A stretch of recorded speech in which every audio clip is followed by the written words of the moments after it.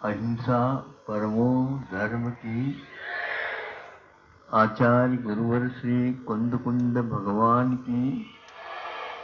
आचार्य गुरुवर श्री ज्ञान सागर महाराज की।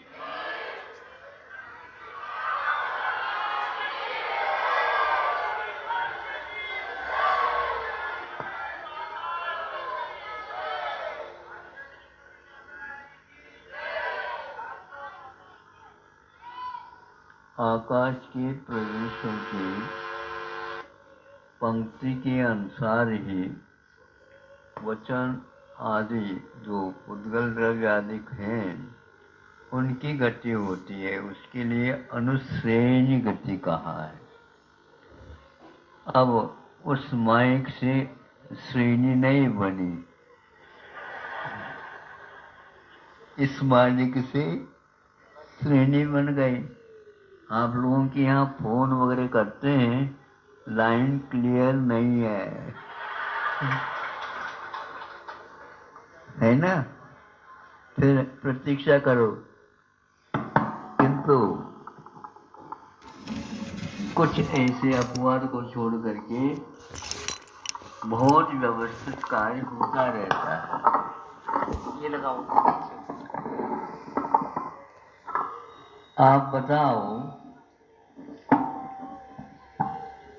एक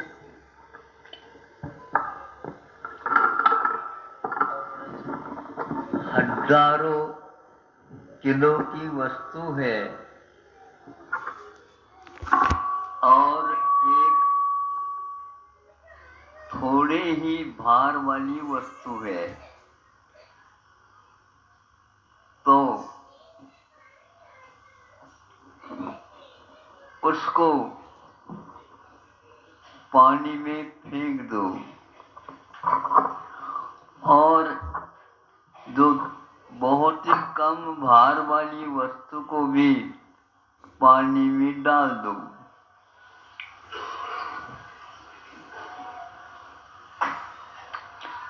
बड़ी वस्तु को जो डाली है वो तो बहुत जल्दी डूबना चाहिए, और छोटी वस्तु को जो डाली है वह धीरे धीरे डूबेगी। किंतु हुआ ऐसा है, छोटी जो वस्तु जो कंकर के रूप में थी वो तो डूब जाती है, और जो हजारों किलो की लकड़ी थी वह तैर गई। बस हम लोगों की हाल यही है। अब इसको अच्छे ढंग से सुन लो। लकड़ी बहुत बड़ी है और भार भी उसका बहुत है, फिर भी वह क्यों नहीं डूबी? और कंकर बहुत छोटी है और उसका भार भी बहुत कम है, लेकिन डालते ही डूब गए। आप डूबना चाहते हैं क्या तैरना चाहते हैं? अच्छा, बहुत जल्दी आप लोगों ने चुनाव कर ली। लेकिन यदि आप तैरना चाहते हैं तो भार की ओर मत देखो। उस भार वाली वस्तु में क्या संरचना है जो इतना भार वाली होकर के भी नहीं डूबी, और कंकर में या ऐसी कौन सी रचना है जो भार कम होते हुए वो एकदम डूब गई। आप लोगों में भी इसी प्रकार जिसके पास परिग्रह बहुत है, इसलिए उस भार बहुत हो गया तो डूबना चाहिए। आचार्य कहते हैं इसका कोई नियम नहीं है, और हमारे पास तो बहुत कम है, इसलिए इनको डूबना ही नहीं चाहिए, लेकिन वो बहुत जल्दी डूब जाता है। जिसके पास कषाय है, उन परिग्रहों की प्रति मूर्छा है, वह बड़ी वस्तु हो या छोटी वस्तु हो, निश्चित रूप से डूब जाता है। और जिसके पास राग द्वेष आदि कषाय परिग्रह भाव नहीं है वह तैरता रहता है। इसलिए आप अपने आप को बड़ी छोटी की कल्पना न करके हमारा उसके प्रति कितना आकर्षण है, कितना हमारा मोह है, इसलिए परिग्रह यह एक पाप नहीं है, पांचों पापों को कराने वाला है। और आप परिग्रह को बढ़ाने में लगे हैं। अब हम आपको क्या समझाएं? फिर भी आप समझना चाहते हैं तो समझा सकते हैं, लेकिन आपको समझ में यह बात नहीं आती। महाराज ऐसे आशीर्वाद दे दो, 3-4 शाखाएं दुकान की हैं और वो बढ़ती चली जाए।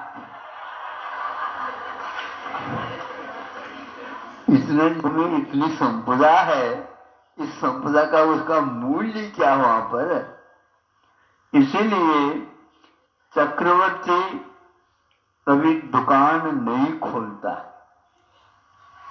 न खेती बाड़ी करता है, न और कोई ब्याज का धंधा ही करता है, कुछ भी नहीं करता।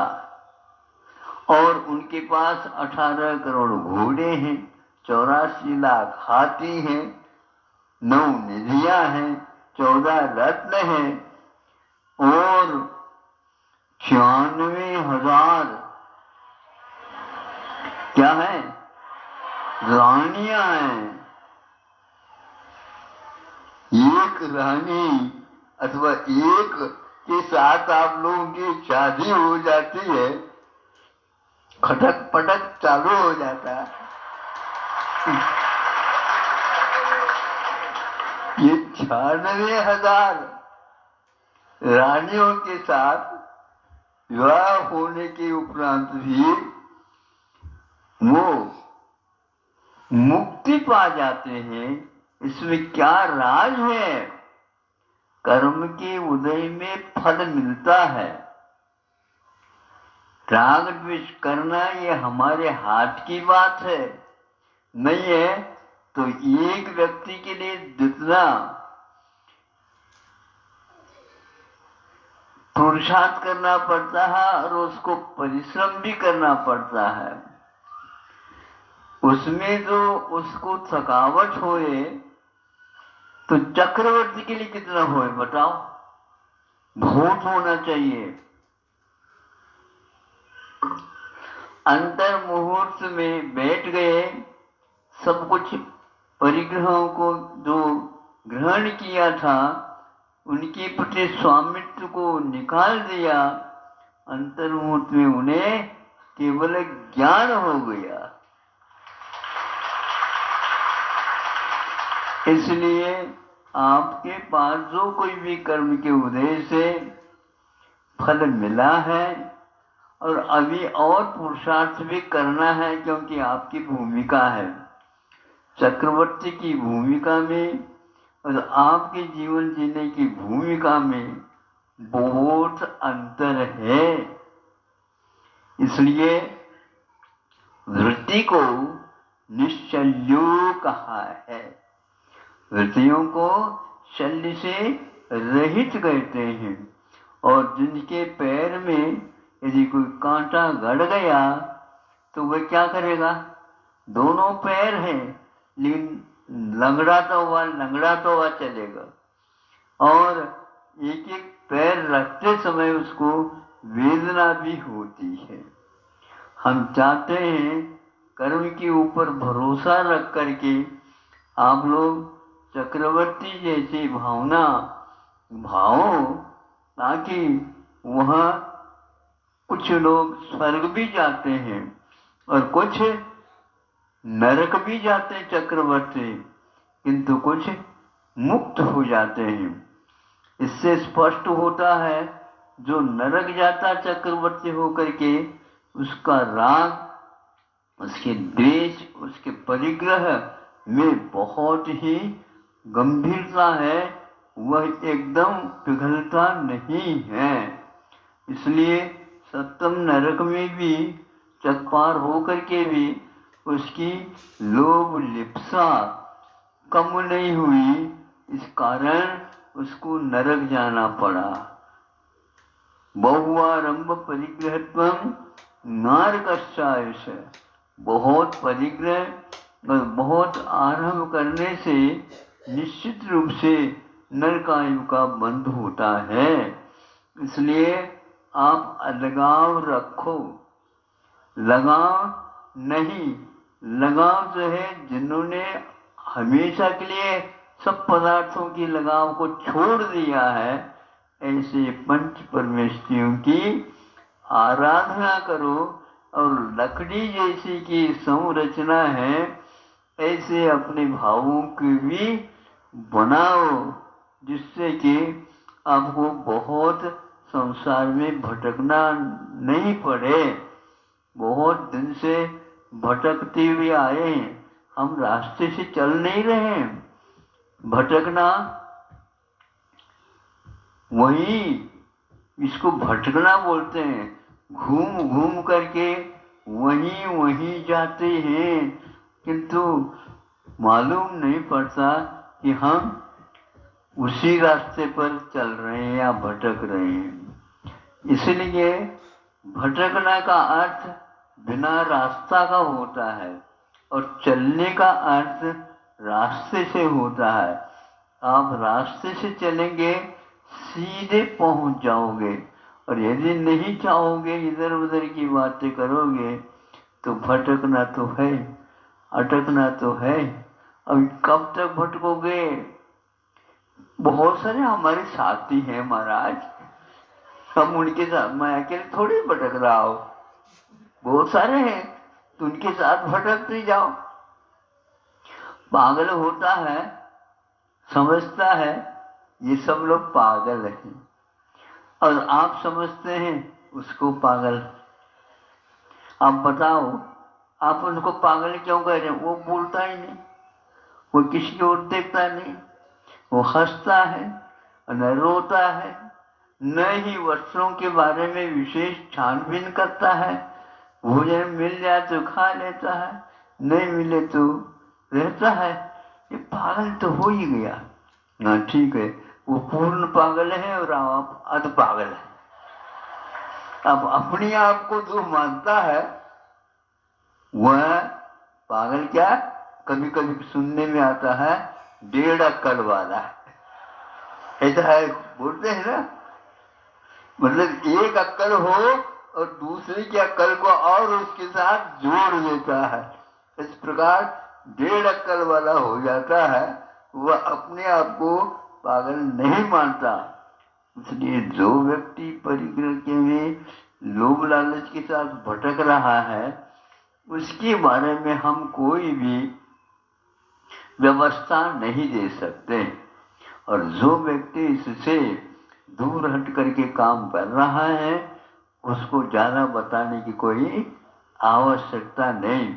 मनुष्य भाव में आप लोग अच्छे संस्कार अपने ऊपर और अपने संतानों के ऊपर डालो, ताकि आप उनके हितु हैं।